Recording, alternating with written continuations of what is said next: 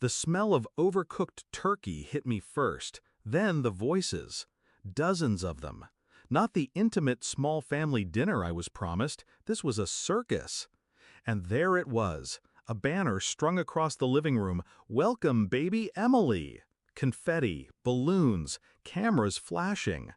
My bonus, the one I'd worked 12-hour days for, squandered on a party I wasn't even told about.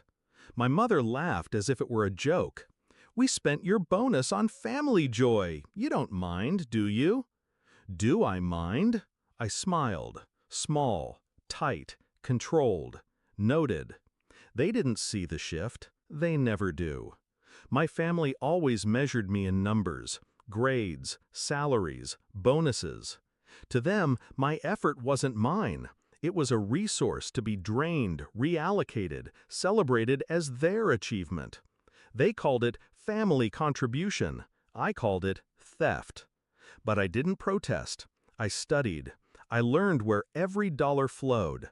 And that night, when the music was still ringing in my ears, I opened my laptop. The accounts weren't hard to find. Joint savings, credit cards, mortgage payments. They'd linked everything under one umbrella for simplicity. I froze the umbrella. 15 transactions reversed. Party supplies refunded, catering charges undone, deposits yanked back before they could clear. And then my bonus, every cent, all $12,800 rerouted back where it belonged. I didn't stop there. I combed through the mortgage records. A detail they'd overlooked surfaced. The property wasn't solely theirs. It was collateral, partially in my name from years back when they needed my signature to refinance. They'd forgotten. I hadn't. By morning, the bank hadn't either.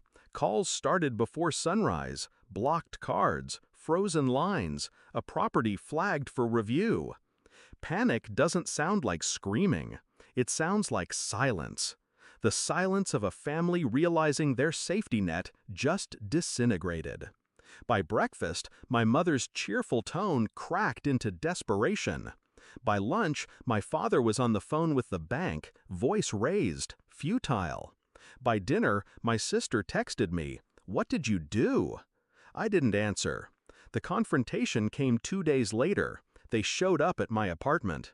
No laughter now, no banners, just 3 pale faces, eyes sunken from sleepless nights. My mother spoke first.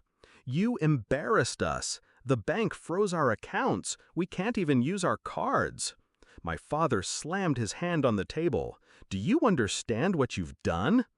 I leaned back, calm. Corrected a mistake. They blinked, confused. My bonus isn't family joy. My work isn't family property. And the house you parade is yours? Half of it is mine on paper. The bank knows it now. That's why your accounts are locked. Their mouths opened, closed, words fumbling, useless. I didn't yell. I didn't need to. I showed them printouts, proof of the reversals, the withdrawals, the deed with my name engraved on the margins. Every betrayal, balanced. Every theft, undone. My sister tried to appeal. "It was for Emily. You should care about family." I looked her dead in the eye. I do. That's why I'm making sure Emily grows up knowing actions have consequences. Her face crumpled. The fallout was swift. They cut expenses, scrambled for loans, begged the bank for mercy. Everywhere they turned, the freeze followed. My signature on the property, my evidence attached to every flagged account. I didn't need to ruin them.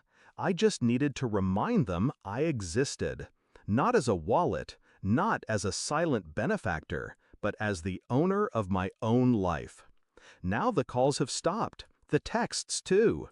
Silence again, but this time it's mine. The house still stands, though their hold on it is gone. The accounts are monitored, every dollar traced. And my bonus? It rests safely where it should have been from the start. Do I feel guilt? No. Guilt is for mistakes. This was precision.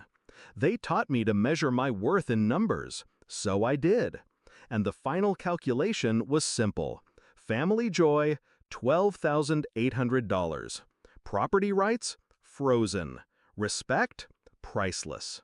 When I close my laptop now, I don't hear their laughter echoing. I hear silence. The clean kind, the victorious kind. And I know this.